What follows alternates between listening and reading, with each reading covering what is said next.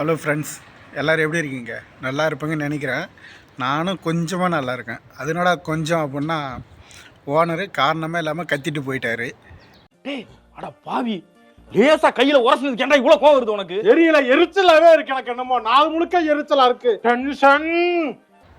எதுக்குடா கத்தினாரு அப்படின்னு கேட்டால், நான் ஒரு மாதத்துக்கு முன்னாடியே சொல்லியிருப்பேன் என்னோடய சிவில் டேட்டு முடியுதுன்னு. அது மேலேன்ட்டு சொல்லி மேலே ஓனர்ட்டு சொல்லிட்டாங்க. அது முடிஞ்ச கதை.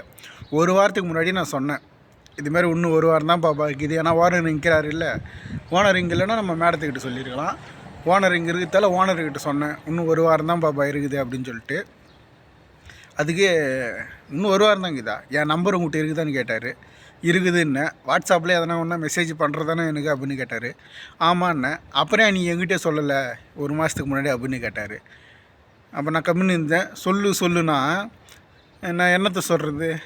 நீ பதில் சொல்லு. என்ன பதில் சொல்லு?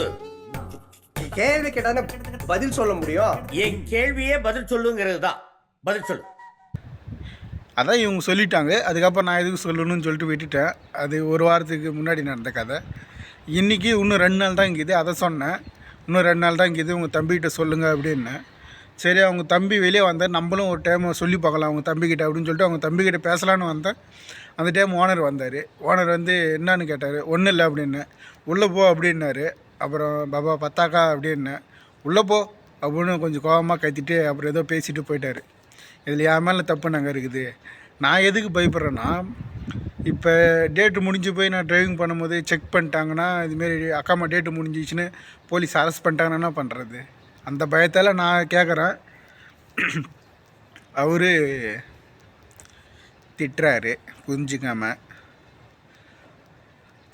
பார்க்கலாம். அது இல்லாமல் இப்போ புதுசாக வந்தாங்க இல்லையா வீட்டு பணிப்பெண், அவங்களுக்கு வந்து மெடிக்கல் முடிஞ்சிருச்சு, ஆனால் ரிப்போர்ட் வரல, அது போய் செக் பண்ணுன்னாரு. அவர் அது போய் செக் பண்ணால் இதுமாரி எல்லாம் பக்காவாகிடுச்சு, நீங்கள் போய் பத்தாக்கா வாங்கிக்கோங்க, அதாவது ஐடி கார்டு வாங்கிக்கோங்க அப்படின்னு சொல்லிட்டு ஹாஸ்பிட்டலில் சொன்னாங்க. அதை சொன்னதுக்கு நீ ஃபோன் கொடு நான் பேசுகிறேன் அப்படின்னாரு. இதுமாரி ஃபோன் ஓனர் பேசுகிறாருன்னா அங்கே வேலை செய்கிறவன்ட்டு ஃபோன் கொடுத்தா ஃபோன் வாங்க மாட்டேங்கிறான். இவரு ஃபோன் கொடுன்னு கத்துறாரு.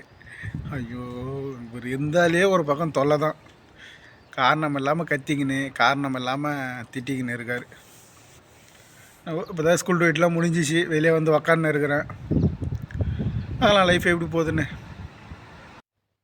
எத்தனை முறை சொன்னாலும் இல்லை எத்தனை தடவை நியூஸில் பார்த்தாலும் இந்த தப்பு செஞ்சுனே தான் இருக்காங்க இங்கே இருக்கிறவங்க. அது அவங்களுக்கு எப்படி சொல்கிறது, அவங்களுக்கு புரியுதா புரியலையா, எதனால் நம்ம சொல்கிறோம், எதுக்கு சொல்கிறோம், எதுவுமே தெரிஞ்சுக்க மாட்டேருக்காங்க. ஒரு 3 நாளைக்கு முன்னாடி ஒரு வீடியோவில் சொல்லியிருப்பேன் நான், 3-4 நாள் ஆகிட்டுருன்னு நினைக்கிறேன். இந்த குளிருக்காக நெருப்பு கொளுத்தி வச்சு அந்த புகையால் 3 வீட்டு பணிப்பெண்கள் வந்து இறந்துட்டாங்க அப்படின்னு சொல்லிட்டு. இப்போ வந்து புதுசாக என்ன தகவல்னா, நம்ம கடலூரை சேர்ந்த 2 தமிழ் ஆளுங்க வந்து இறந்துட்டாங்க. இது வந்து பாய் தான். 2 பேர் இறந்துட்டாங்க, கூட இன்னொரு ஆள், மொத்தம் 3 பேர்.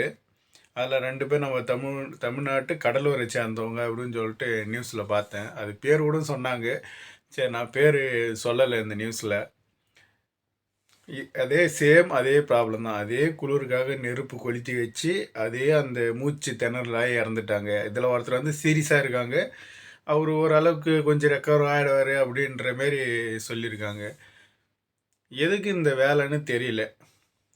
எப்படி சொல்கிறது, நிறையா நியூஸில் சொல்கிறாங்க, நிறையா விஷயங்களை சொல்கிறாங்க. அதெல்லாம் கொளுத்திட்டு படுக்காதுங்க, அப்படியே நீங்கள் தூங்குற மாதிரி இருந்தாலும் அது வந்து அணைச்சிட்டு அந்த நெருப்பை அணைச்சிட்டு தூங்குங்க. ஏன்னா அதுலேருந்து வர புகையெல்லாம் வந்து நம்மளால் சுவாசிக்க முடியாது, அந்த அளவுக்கு அதிகமாக புகை வரும்.